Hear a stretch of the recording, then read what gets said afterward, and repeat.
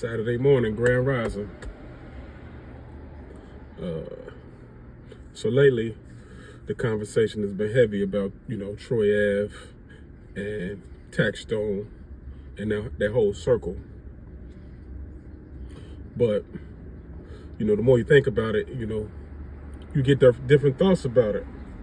One thought, that I came to was the fact that there is no honor in throwing your life away for a peasant. I don't care what street you come from. I don't care what code you got going on. There's no honor in that. It is unreal how they expect or really, try to pressure Troy Ave into, believing he should not have testified against Taxstone. Here's Troy Ave, a man out here minding his business, doing whatever it is he does in the world, but from the outside looking in, he loves his children. He loves providing for his children. He says man type of things. The things that he speaks on are man type of things. Anytime a man is happy to provide and be a giver, those are man qualities. So here's this guy, Troy Ave, somewhere out in the world doing what he does, loving his life. And he gets a hater out the blue, sending him messages, attacking him in what they call it, in the metaverse, I guess. Out on on YouTube or all the social media apps. He's attacking him. Up to like 700 times he went out of his way to tag Troy Ave. With some disdain about Troy Ave, somebody he doesn't even know. So Troy Ave is minding his business, living life, trying to be great, provide for his children. Out of the blue, he gets a hater that has a problem with him. So the problem actually, over time, it actually gets real. It becomes a real thing. It goes from social media to real life. They clash. They come in contact with each other in Irving Plaza. We all know the story of what happened. And here's Taxstone, somebody, when you look at Taxstone and you look at his life, I don't know the man personally, but when you look at his life of what others say about him and how those close to him view him and the expectation from that type of person, it all says he's like a peasant. Unfortunately. They said during court that Taxstone, they played the audio, so I guess they were recording. They had a wiretap on Tax's phone. One of the phones, I don't know if it was before he went. I think it was after he got to jail. When he went to jail, they found that he was getting illegal phones. So I guess they started tapping him or whatever, some kind of, they were tapping his phones. But they came and found that they played the audio for one of the wiretaps where they said Taxstone had told his sister to give another man head to help get him out of jail. And for me, I came up with the grimies, but it was always about the money. And that level of grimy from that one instance about Taxstone, I can't, even the worst of the worst that I know would never speak to their sister like that. It's unimaginable,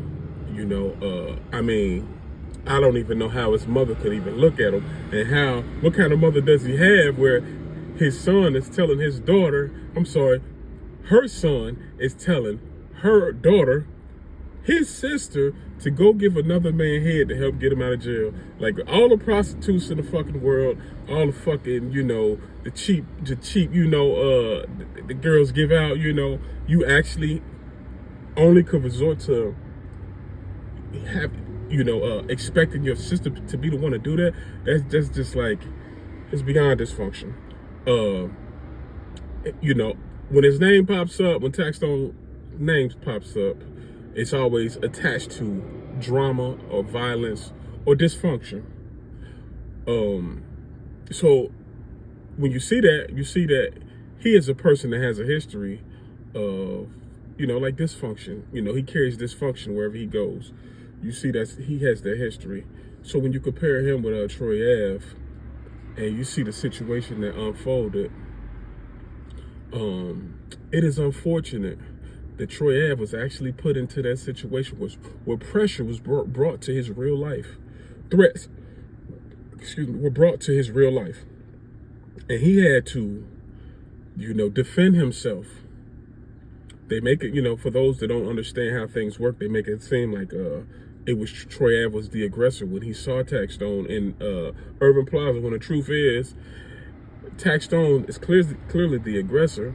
There wouldn't be a issue with Troy Ave and Taxstone if Taxstone had already publicly been threatening him, telling people, yo, I've been bullying Troy Ave, I've been bullying, da da da. So that's the threat. Once Taxstone does those type of things, Troy Ave knows once he goes out into the world, there's always a possibility I'm gonna have to see this dude, and it's gonna be a problem. Even though Troy Ave did not start the issue, and it is unfortunate, but he was pressured into have to dealing with a situation with a peasant, which brings me back to the topic or the purpose of this, of the issue.